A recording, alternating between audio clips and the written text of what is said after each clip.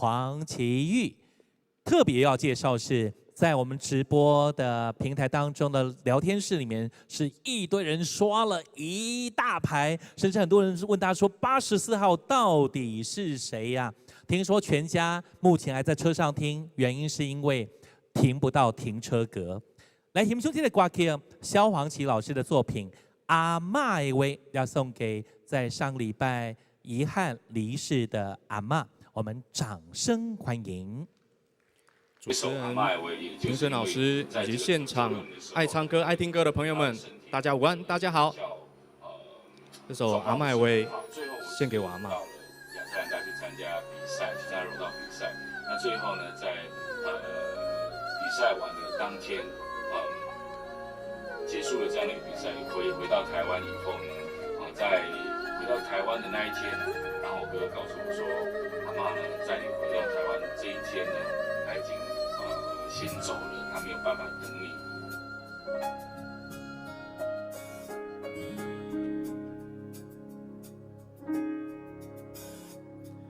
伫细汉的时阵，阮阿嬷对我上好，甲上好的物件拢会留予我。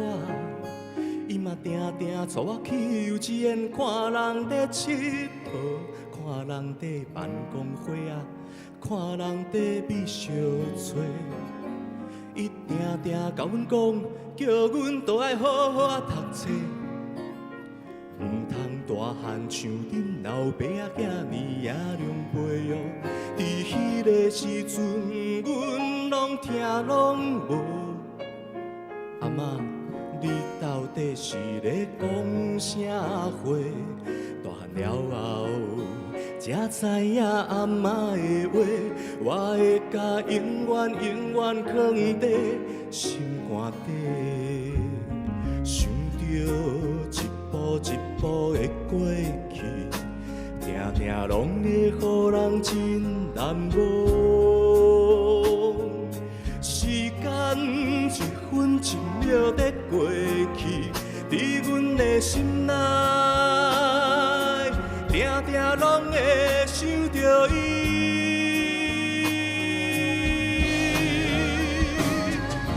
阿嬷，你今仔伫倒位？阮在叫你，你敢有听着？阮的认真甲阮的成功，你敢有看着？阮在叫你，你知影无？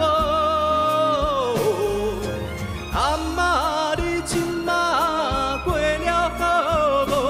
敢有人要甲你照顾？希望后世人阮。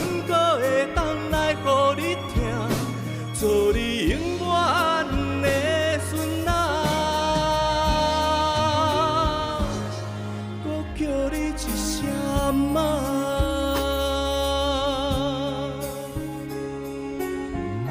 我的阿嬷呢，就是常常会带我到很多地方去。她就跟他买菜的时候，或者买水果的时候，都会跟人家说：“啊，你生我较俗嘞，啊，我要阮孙家啦。”她也叮咛我妈妈、我爸爸、我的家人，就说：“你吼，那就我乖吼，你忙过考啊。”因为听我阿嬷的这样一席话，所以他们都会对我特别的照顾，对我特别的温暖。想着一步一步的过去，定定拢会予人真难忘。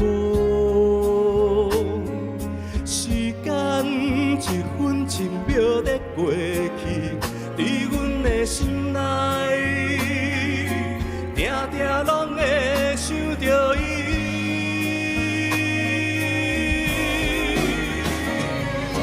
阿嬷，你今仔伫倒位？阮在叫你，你敢有听着？阮的认真甲阮的成功，你敢有看着？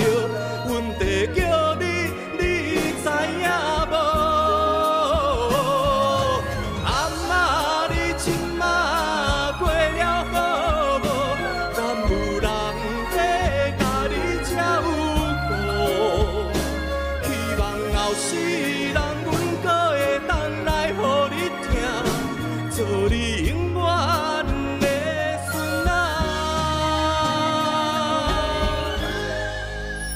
叫你一声阿嬷。